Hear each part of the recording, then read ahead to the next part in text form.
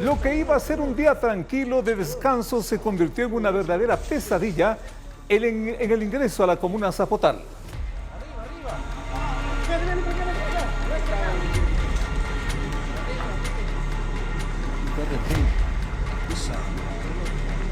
Sucedió un choque entre un camión y una camioneta.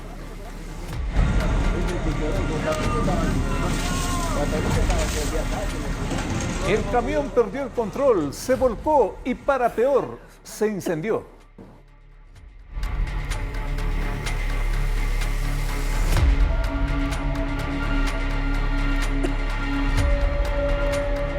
Dentro de la camioneta iban 12 personas y todos perdieron la vida.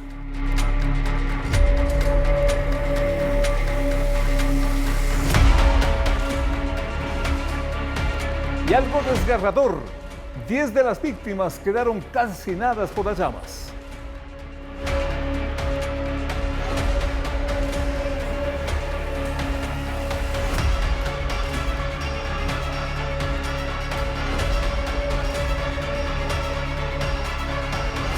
El único que se salvó, aunque quedó herido, fue el chofer del camión.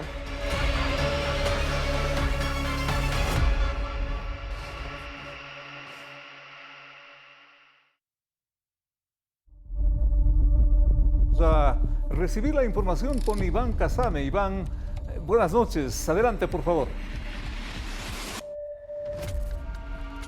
Danos una actualización. Buenas noches, Iván. Hola, ¿qué tal? Meche, Félix, amigos televidentes, buenas noches.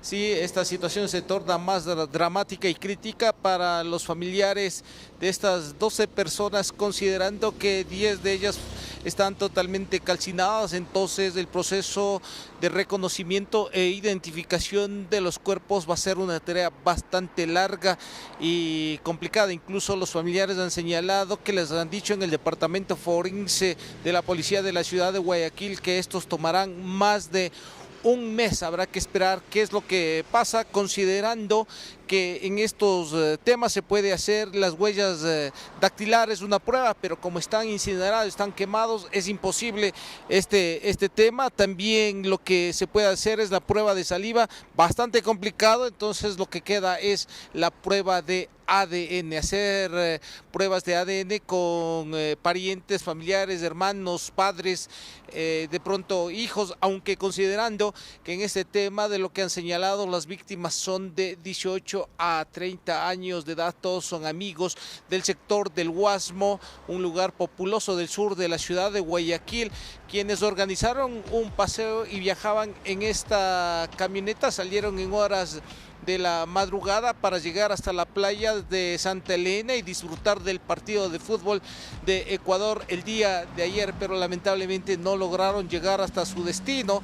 Y en primera instancia, aparentemente la camioneta que viajaba con estas 12 personas perdió pista y se estrelló contra este vehículo tipo camión que transportaba camarones, y producto del impacto se prendió el camión y alcanzó al vehículo pequeño en la camioneta y lamentablemente quedaron calcinados 10 cuerpos y 2 fueron expulsados. Son los que de alguna forma ya están reconocidos porque salieron expulsados, pero no así las otras 10 personas. El conductor del camión salió herido, fue llevado a una casa de salud. Luego de la audiencia de formulación de cargos no se le formuló cargos, es decir, al momento no cuenta con custodia policial, está libre, considerando que habrían indicios y habrían pruebas que él no tuvo la culpa, que la camioneta fue la responsable aparentemente de invadir el carril y chocar frontalmente con este vehículo pesado, y producto de esto se incineró alcanzando al vehículo pequeño, y ya sabemos el resultado lamentable de esta tragedia en la vía Guayaquil-Santa Elena, donde lamentablemente hay estas personas que perdieron la vida. Sobre lo que les estamos relatando y a la versión oficial de la Comisión de Tránsito del Ecuador del Distrito Santa Elena, les tenemos en las siguientes declaraciones. Tenemos aproximadamente 12 personas fallecidas, de las cuales 10 están incineradas y 2 que se encontraban fuera del vehículo, ¿no? El conductor del camión lo tenemos bajo custodia, está en el hospital de Halcón y allá lo tenemos con custodia. Es un choque frontal excéntrico, la camioneta se va debajo del camión y producto de eso hay un incendio y mueren 10 personas incineradas. 2 personas se encontraban fuera del impacto y no estaban incineradas, fueron las únicas 2 personas que no estaban incineradas.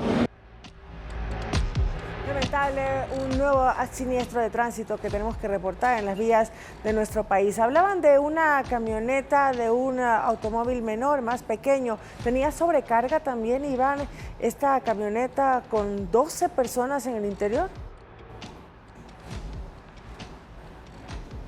Claro, Meche, eso es una cosa que no se puede negar. En un vehículo tipo camioneta, 12 personas, cuando estas están programadas para llevar, si es doble cabina, 5 pasajeros, por en la parte de la cajuela, en el cajón, no pueden ir personas por los protocolos de seguridad o máximo unas otras 2 personas. Tendríamos en cuenta que máximo tendría que haber estado viajando con 7 personas, pero no con 12, es decir, excedió el número de pasajeros y claro, como eran amigos, eran conocidos, eran todos del Guasmo del sur de la ciudad de Guayaquil y como les indicábamos, organizaron este viaje para salir en la madrugada para ver el partido de Ecuador en la playa. Entonces todos, como eran amigos, dijeron vámonos, somos 12, sí, no hay ningún problema, y comenzaron a armar el viaje y salieron. Pero lamentablemente aquí lo que las autoridades resaltan es que hay que respetar, uno, los límites de velocidad, la capacidad de carga y también ver las condiciones del vehículo en el que se está por viajar. Esto de la posible inocencia del chofer que, como tú informas, está libre, de alguna forma no sería de esperar las investigaciones para proceder, por último, a la libertad de uno de los sospechosos, porque en la práctica las investigaciones apenas han empezado, Iván. En este caso entendemos que el chofer le dejaron en libertad, pero claro, no podrá salir del país, tendrá que presentarse periódicamente ante la autoridad de tránsito, esto es decir, el juez de tránsito, y en todo este proceso le dictaron medidas sustitutivas a la prisión preventiva. No es que se fue en libertad y sigue nomás, ya puede salir del país, cámbiate de ciudad, no tienes ningún tipo de culpa, sino de lo que entendemos le dictaron medidas cautelares y tendrá que presentarse periódicamente ante la autoridad judicial. Lo que sí, el hombre se está recuperando en una casa de salud, no tiene custodia policial porque de acuerdo a la audiencia de formulación de cargos, en este caso existirían las evidencias supuestamente de que la camioneta, el vehículo pequeño, es quien invadió el carril y se impactó de forma directa contra el vehículo pesado y por eso es que el chofer no está con prisión preventiva, sino más bien entendemos que cuenta con medidas cautelares.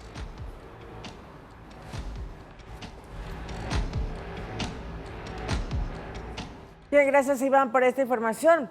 Les contamos que 2 posibles secuestradores fueron detenidos en Sucumbíos. Mientras en Ambato la policía capturó a varios integrantes de un grupo delictivo organizado y que también habría plagiado a 2 personas. El secuestro de 2 amigos en el sector de Huachigrande, Cantón Ambato, quedó registrado en una cámara de seguridad. Las víctimas fueron interceptadas por varios sujetos armados que se movilizaban en una camioneta y les retuvieron en contra de su voluntad y llevados en el vehículo en el que se transportaban.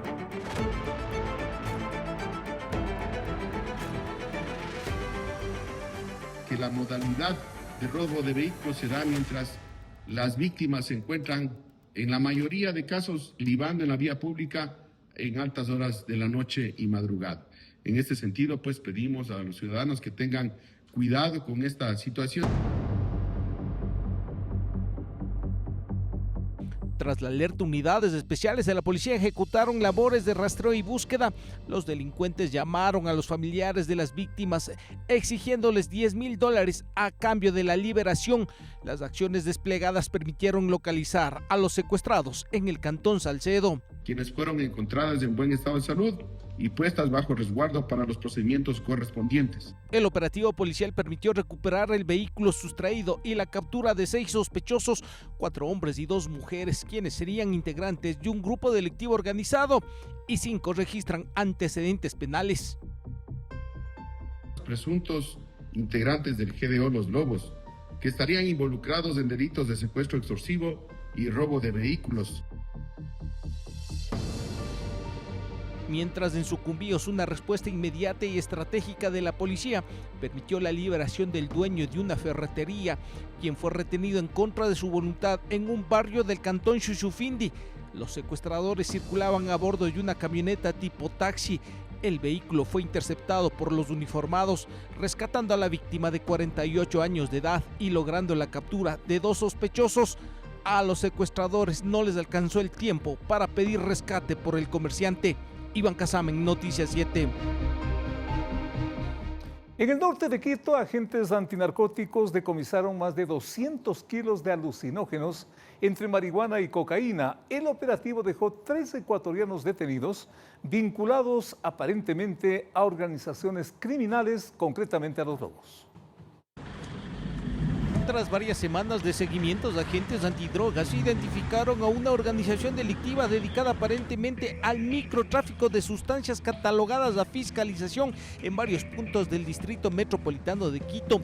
Las labores investigativas permitieron identificar un inmueble en el sector de San Carlos, utilizado como centro de acopio. Cuando se encontraban ingresando estos bultos a un domicilio, fueron interceptados por la Policía Nacional.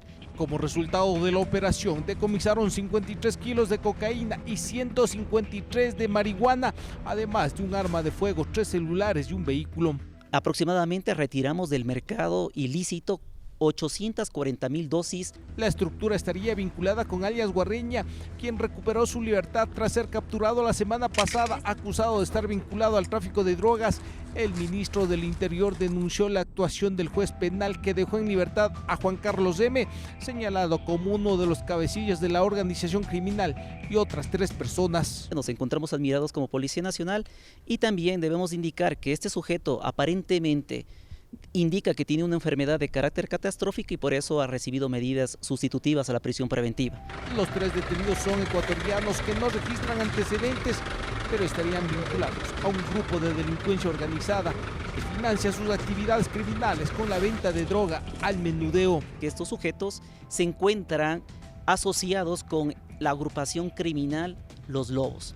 Una nueva evidencia que los Lobos están vinculados a varios delitos, a pesar de lo cual muchos siguen caminando libremente por las calles. Iván Casamen, Noticias 7. En Manta, en la provincia de Manabí, sicarios asesinaron a la fiscal Alexandra Bravo y a su hermana. Tras el ataque, la policía inició una persecución, dejando herido a uno de los atacantes, pero logró huir.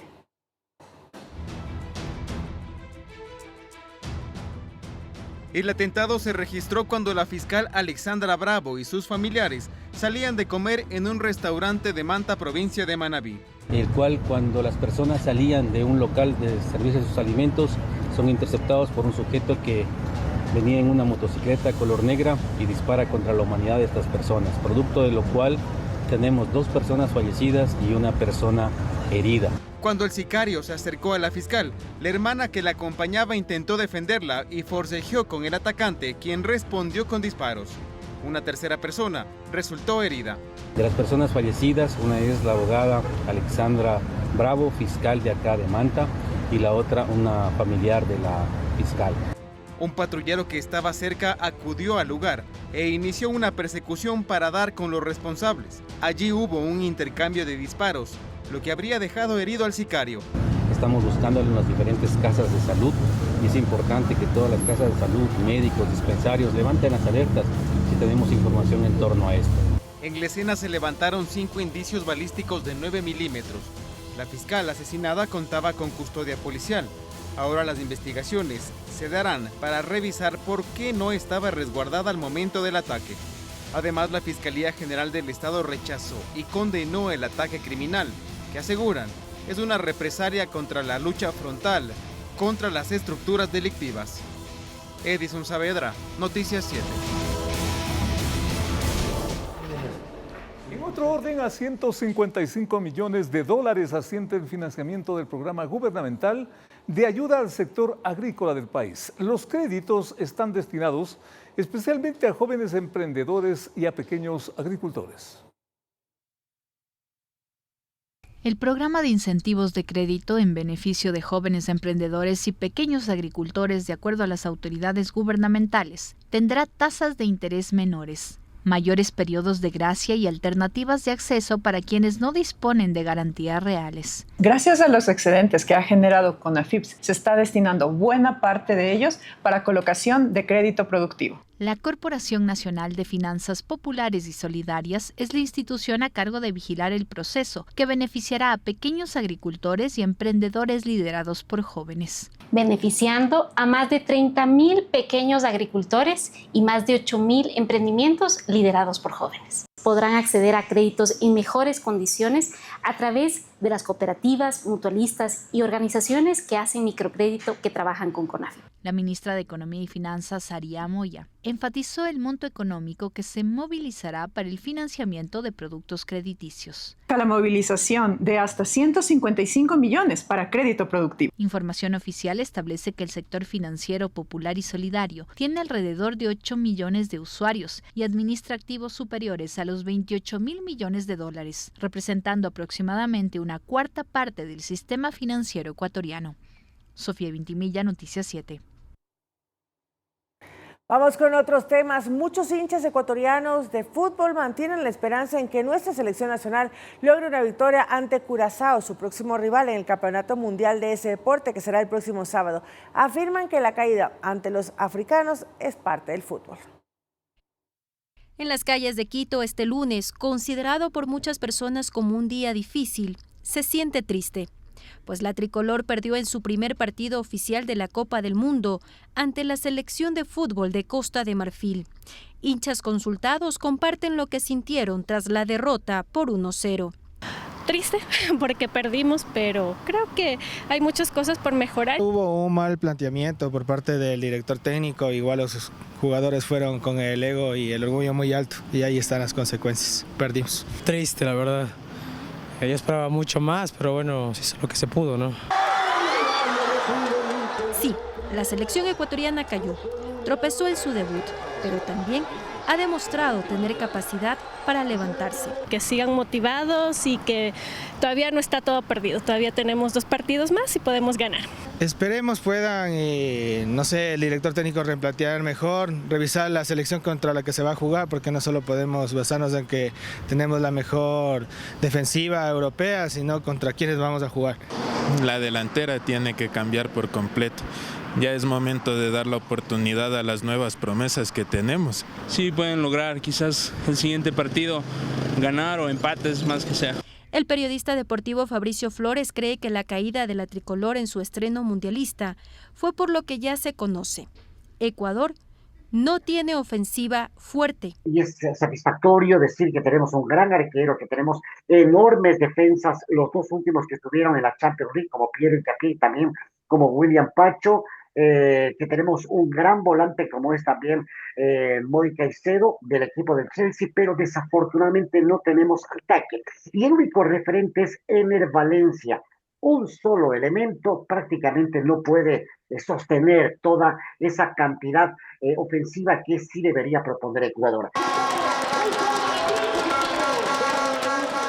Y considera que en el próximo encuentro contra Curazao este sábado, el técnico Sebastián Becasese será más ofensivo.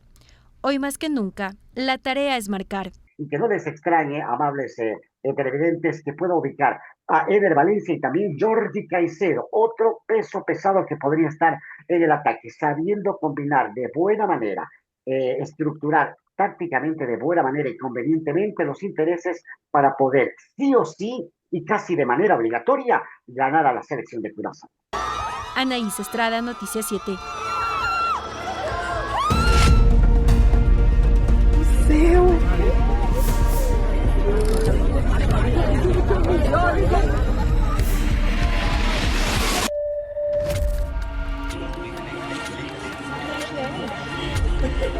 Lo que debía ser una aventura inolvidable terminó en una tragedia y con muerte.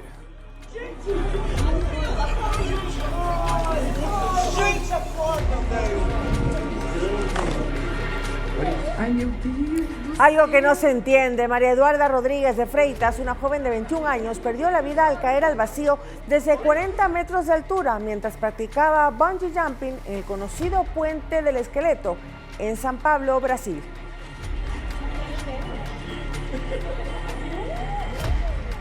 Este horror quedó registrado en videos mientras la joven era lanzada. La cuerda de seguridad quedó inerte en el suelo. Ay, Dios mío. Simplemente no la ataron a la chica.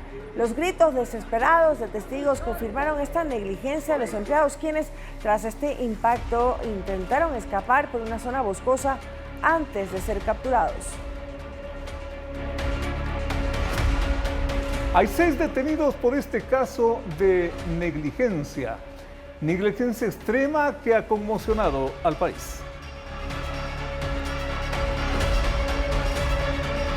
La víctima era una apasionada por el deporte y el bienestar. Compartió sus últimos momentos en redes sociales sin imaginar este fatídico desenlace. La investigación ya está en curso en el distrito de Limeira, mientras familiares y amigos lloran a esta joven cuya vida fue arrebatada por un error imperdonable. A lo que no se entiende, Edison, muy buenas noches. Más detalles de lo que ha ocurrido luego de la aprehensión a estas 6 personas. Buenas noches. Edison, buenas noches. ¿Cómo estás, Félix? Meche, un saludo también para todos nuestros amigos televidentes. Así es, una verdadera tragedia lo que sucedió en el distrito de Limeiras, en Sao Paulo, Brasil. Como ya bien lo mencionaron ustedes, prácticamente fue un caso de negligencia. María Fernanda Rodríguez de Freitas, de 21 años, que por cierto, segundos antes de ser lanzada al vacío, había publicado una historia desde ese mismo lugar diciendo quién se atreve a lanzar de este puente. Prácticamente una negligencia, ya que en todos los videos que se han logrado recabar y que incluso ya están rondando por las redes sociales, se ve que los encargados de este atractivo turístico no ataron la cuerda que soporta todo el peso de la caída al arnés que le fue colocado a María Fernanda. Prácticamente la lanzaron al vacío. Se podría ya investigar un posible delito de asesinato, y que por cierto, después de que lanzaron al vacío, y que por cierto, un dato importante es que ella estaba con su novio al momento de que se estaba pues preparando, y que ella incluso pagó $30 para poder lanzarse, es decir, que pagó $30 para que alguien prácticamente la asesinara. Una vez que se dieron cuenta de la tragedia que ocurrió, 2 de estas personas, 2 de estos encargados de este atractivo turístico, trataron de huir y básicamente se trataron pues de esconderse entre la maleza, y finalmente ya tenemos 6 personas detenidas. Compañeros. 6 personas detenidas, Edison, pero por lo que podemos observar, esta cuerda, esta soga que iba a ser amarrada a la joven, se la ve de la manera más rústica. Generalmente en estos puentes pues el protocolo es diferente, con otro tipo de arneses, otro tipo de implementos para poder realizar estos saltos. Es decir, aquí hubo varios elementos que fallaron. Sí, Meche, justamente te quiero comentar un poco cómo es el protocolo. Primero se ajusta al cuerpo, el arnés se ajusta al cuerpo, se revisan las hebillas y también los cierres, cosa que no pasó. El arnés se conecta mediante mosquetones certificados a la cuerda. Se usan también sistemas de respaldo independientes, es decir, que si es que la cuerda principal fallara, también debería haber una segunda cuerda. En este caso no hubo ninguna de las 2, ¿no? Y además también hay un protocolo de las personas que deben realizar estas conexiones, ¿no? Primero hay 2 personas, hay una que realiza la conexión con sus manos, digámoslo así, y hay otra persona que revisa esta conexión, y hay una especie de acuerdo verbal donde todo el mundo confirma que está conectado. Sin embargo, en los videos claramente se ve que la cuerda está en el piso, es decir, que ni siquiera tomaron el procedimiento de recoger la cuerda del suelo y colocarla en el arnés. Prácticamente esto le costó la vida a la joven de 21 años que era amante de estos deportes, ¿no? Félix, te escuchamos. Por las características de lo que estamos observando y lo que estás informando, de alguna forma, ¿no ha trascendido qué tipo de delito podría ser adjudicado a estos irresponsables que actuaron como han actuado? Sí, como les mencionaba, primero, 2 personas, una vez ya suscitado el hecho, una vez que vieron a María Fernanda 40 metros en el precipicio, ya totalmente sin vida, trataron de huir. 6 personas fueron detenidas por las autoridades, incluidos pues algunos representantes legales de esta empresa encargada de estos atractivos turísticos, y también es quienes incluso lanzaron a la mujer al vacío. Ya se habla de que pueden estar juzgados por el delito de asesinato culposo, puesto que los videos, como ya lo mencionamos, los videos prácticamente se ve que la lanzan al vacío sin importarles absolutamente nada. Recordemos también que, como les mencionaba antes, María Fernanda estaba con el novio, y el novio incluso tuvo que ser hospitalizado por el shock. Es decir, que ella vio cómo lanzaron a su novia, que por cierto se iban a casar, eso es lo que hemos podido averiguar, ellos 2 se iban a casar, y ven prácticamente cómo su novia muere al instante. Él tuvo un shock inmediatamente y fue trasladado a una casa de salud que, por cierto, todavía continúa en ella recibiendo atención médica.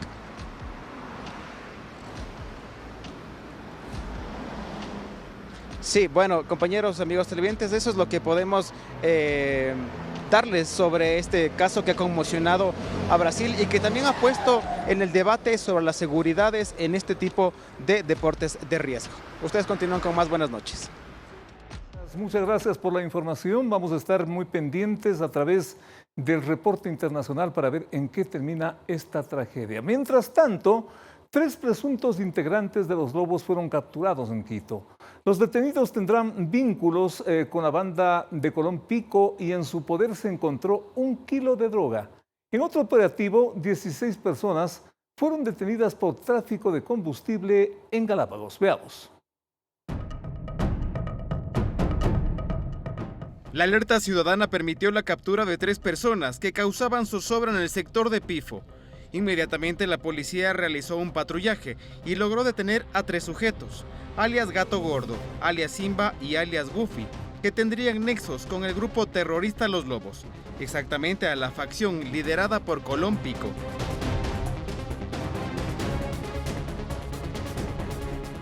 Dos de los cuales eran de ciudadanía ecuatoriana, uno venezolano. El ciudadano venezolano es menor de edad. Igual fueron puestos a órdenes de la autoridad competente con el fin de que permanezca o dicte lo requerido. Los sujetos iban a bordo de un vehículo donde transportaban grandes cantidades de marihuana y varios teléfonos. Una vez al realizar el registro de este móvil, se pudo verificar la presencia de 5 teléfonos celulares y aproximadamente 1 kilo de sustancia verdosa, la cual luego de realizar el análisis respectivo se pudo verificar que era marihuana. Con esta acción se retiran del mercado al menos 1.500 dosis de droga. Según la policía, los teléfonos eran usados para contactarse con los consumidores. Tanto el alcaloide como el vehículo en el que se movilizaban fueron puestos a órdenes de la policía judicial. En otro caso, la policía también logró la desarticulación de una banda dedicada al tráfico de combustible en Galápagos. El operativo, ejecutado en las inmediaciones del Muelle de los Marinos en la isla de San Cristóbal, dejó 16 personas detenidas y la incautación de decenas de galones que eran transportados ilegalmente. Entre los indicios, se incautaron 700 galones de combustible, 7 embarcaciones, 6 motores fuera de borda, 17 celulares, además de GPS y una antena satelital. Edison Saavedra, Noticias 7. Un artefacto explosivo detonó los exteriores del edificio de la Agencia de Regulación y Control Minero de Machala, en la provincia de El Oro. La explosión dejó daños significativos en la estructura y en otras viviendas del sector.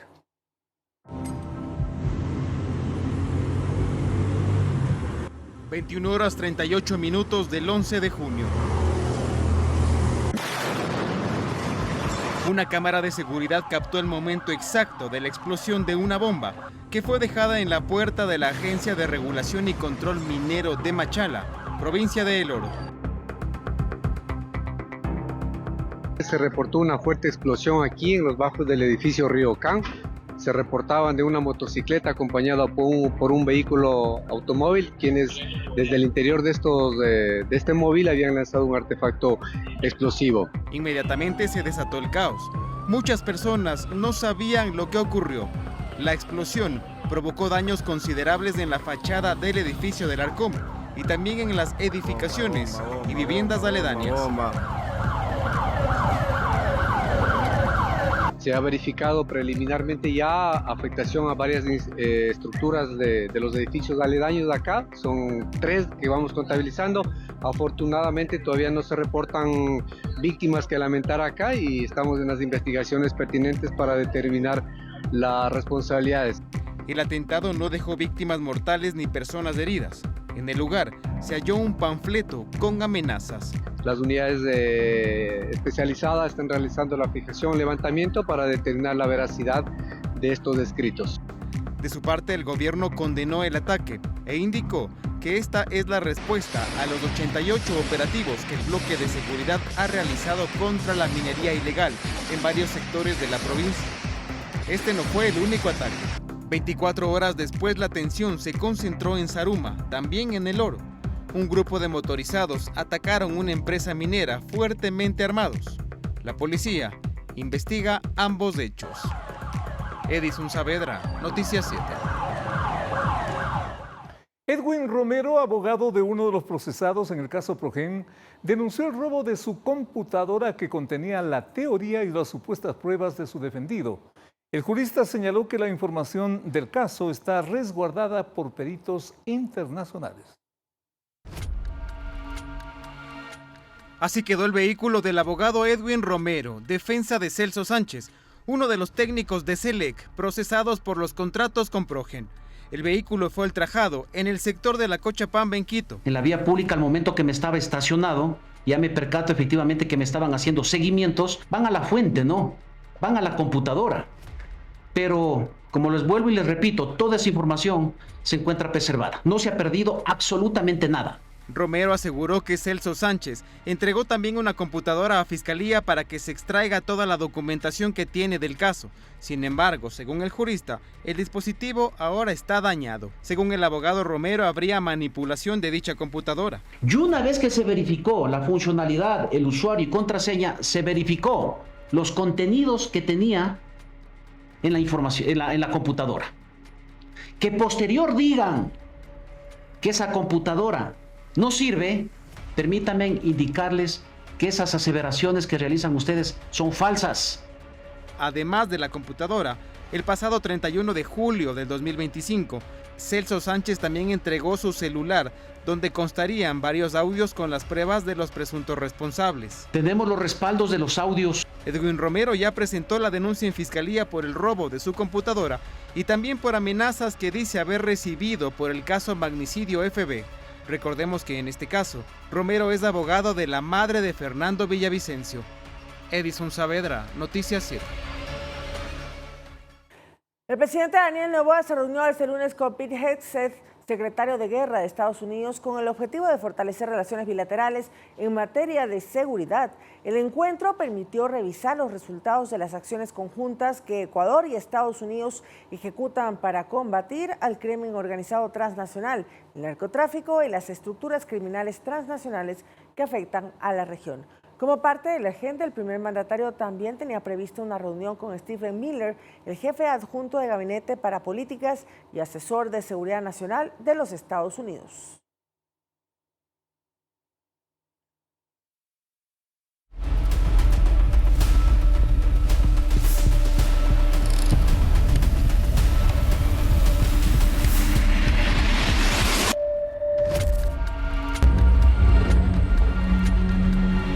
El comentado youtuber Gaspi y el cantante canadiense Oliver Tree fallecieron en un accidente aéreo en Río de Janeiro, Brasil. El helicóptero en el que viajaban cayó en un barrio costero causando la muerte de los 6 ocupantes, incluido el youtuber y el cantante. Los bomberos que acudieron al sitio no pudieron hacer absolutamente nada para salvar sus vidas, pues la aeronave se incendió tras impactarse contra el suelo. El fuego también destruyó unos 20 vehículos que estaban parqueados en el sector. Y según las primeras investigaciones, los cuerpos quedaron totalmente carbonizados, por lo que los exámenes forenses tomarán algún tiempo.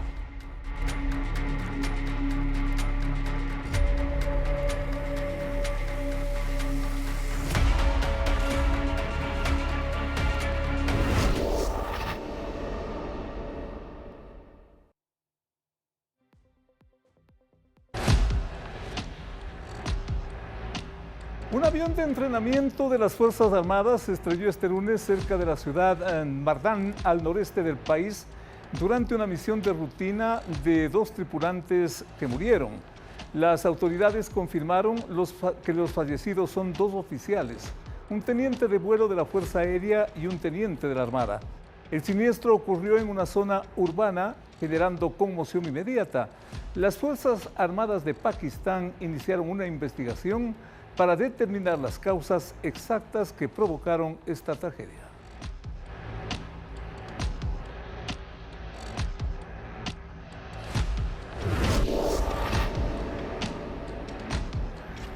Subsiste la conmoción ciudadana por la denuncia del abuso sexual infantil registrado al interior de un balcón de un departamento ubicado en el barrio Navarra, en la localidad de Usaquén, en Bogotá, Colombia.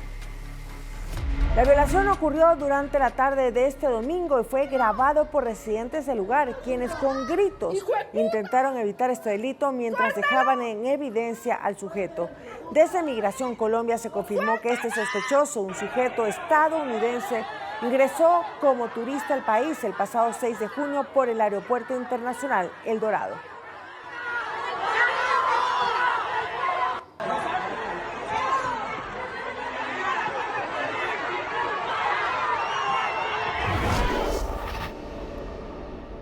La Procuraduría de Colombia suspendió a la presidenta de la Comisión Legislativa de Investigaciones, Gloria Arizaleta, por intentar una inhabilitación temporal del presidente Gustavo Petro, acusándolo de interferir en el balotaje presidencial de ese país.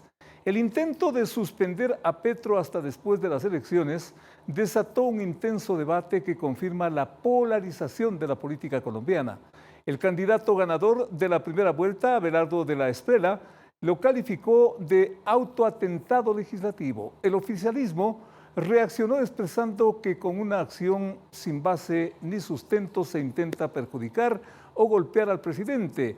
Gustavo Petro aclaró que quien lo podría suspender es el Senado y una comisión menor de ninguna forma. El accidente terminó en otro escándalo político en plena ruta al balotaje del próximo 21 de junio.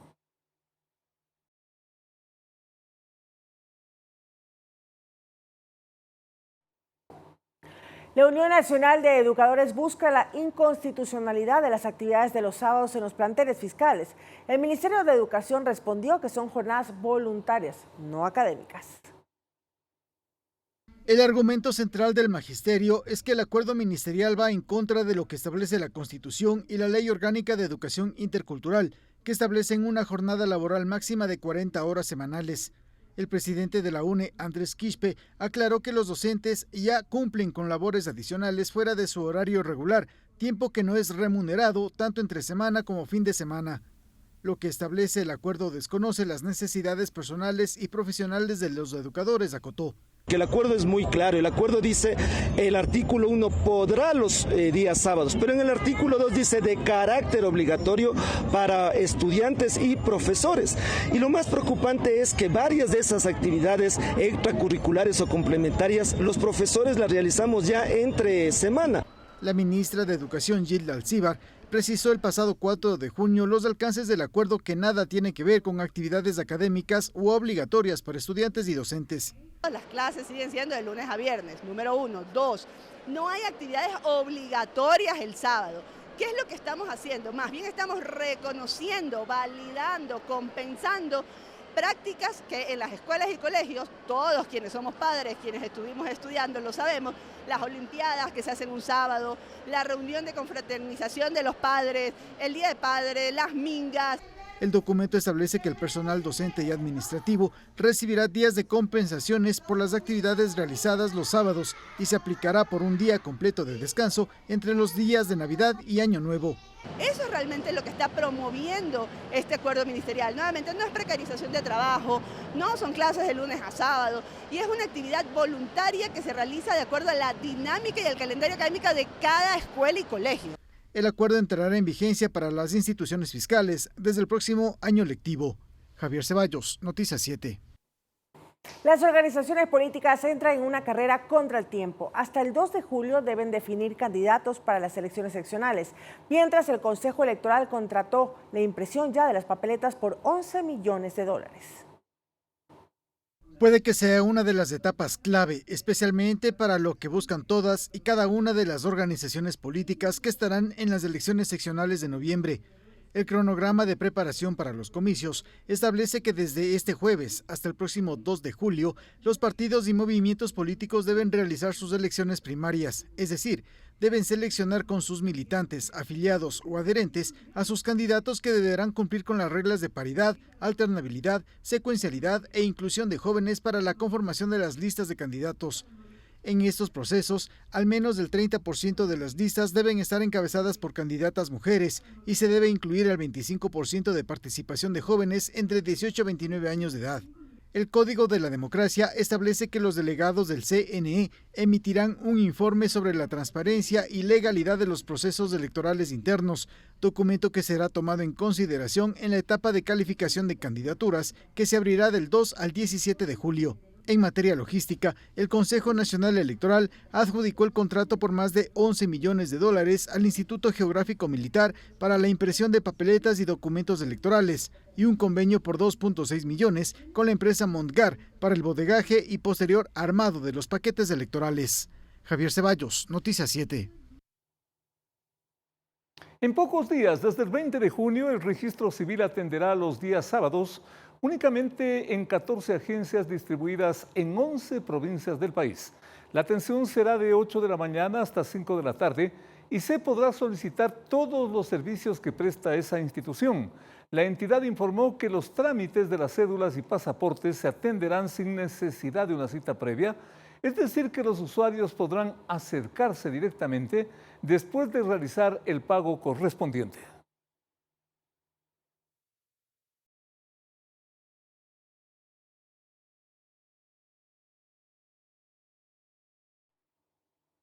El visitado zoológico de Quito, ubicado en Guayabamba, se convierte en un parque refugio de animales silvestres. El nuevo concepto del lugar es un ambicioso plan de vida con múltiples beneficios. Así es como el director de WIWA, Martín Bustamante, denominó a la transición del concepto del zoológico de Quito a un parque de refugio de animales silvestres. Se determinó que lo que era conveniente para la vida de los animales era permanecer bajo cuidado profesional y planteamos entonces que sea para un cuidado profesional, pero en una zona ampliada, en una quebrada, en un refugio. Esta idea de un parque de refugio de animales silvestres es inédita en nuestro país y la región. El objetivo es que el sitio no solo sea un espacio de protección, sino también de conservación y coexistencia de especies, en especial de la biodiversidad ecuatoriana. Toma mucho de la historia nuestra en el zoológico, algo de lo que además estamos orgullosos, pero también toma de los refugios para la vida silvestre, también toma conceptos de santuarios, también toma conceptos de reserva. Entonces, junto a nuevos espacios destinados para la convivencia de la comunidad y la naturaleza desde los más pequeños. Son 4 lugares distintos dentro del parque en donde niñas y niños de las primeras edades de 0 a 5 años pueden tener contacto con la naturaleza, un contacto seguro, pero además un contacto que les permita descubrir y conocer. Las autoridades enfatizaron que los horarios y los precios se mantendrán. Son los conocidos mientras funcionó el lugar bajo el nombre de Zoológico de Quito, ahora con la identidad de WIWA Quito. Sofía Vintimilla, Noticias 7. Y en este Mundial de Fútbol se están volviendo tendencias varios hechos llamativos, desde besos robados hasta un Pikachu volando. Esto y más situaciones curiosas en la siguiente nota.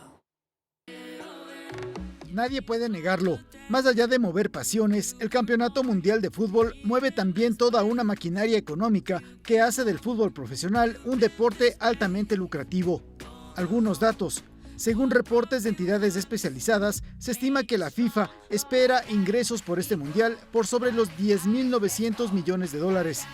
De acuerdo a datos de la revista Forbes, solo por temas comerciales, los ingresos del organismo rector del fútbol mundial superarían los 8.900 millones y por derechos de marketing y demás patrocinios le entrarían a sus cuentas 2.700 millones. Muy aparte de lo que espera la FIFA, las marcas auspiciantes o sponsors del certamen metieron más de 10.000 millones de dólares en publicidad para ser vistos por una audiencia estimada de 6 millones de personas durante los 104 partidos del certamen.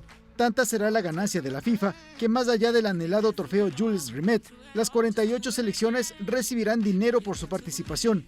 La campeona recibirá 50 millones y las eliminadas, inclusive en primera fase, se les entregará un reconocimiento de 10.5 millones.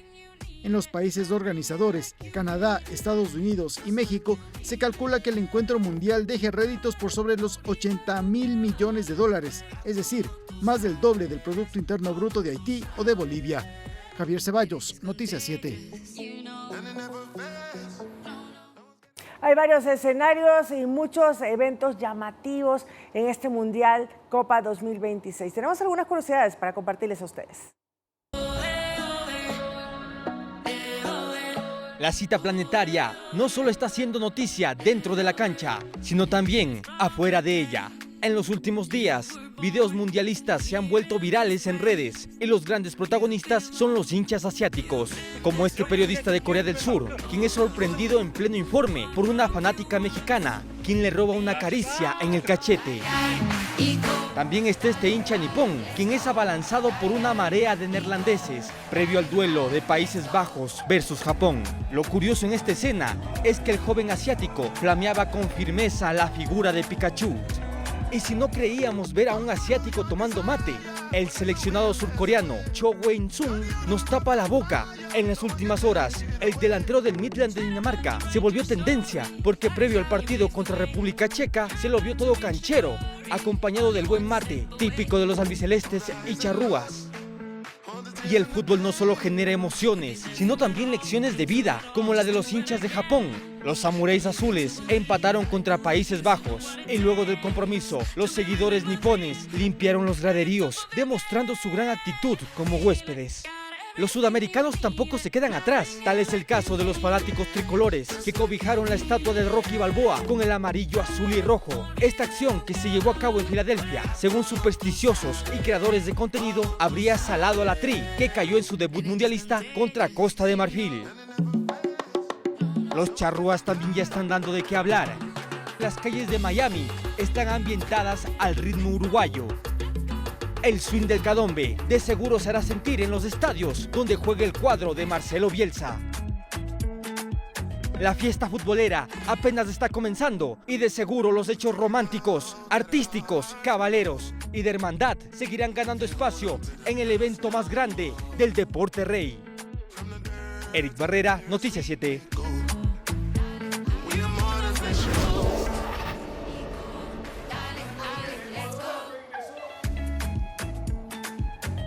Al volver, Ecuador regresó a Columbus después de su lamentable derrota ante Costa de Marfil en su debut mundialista.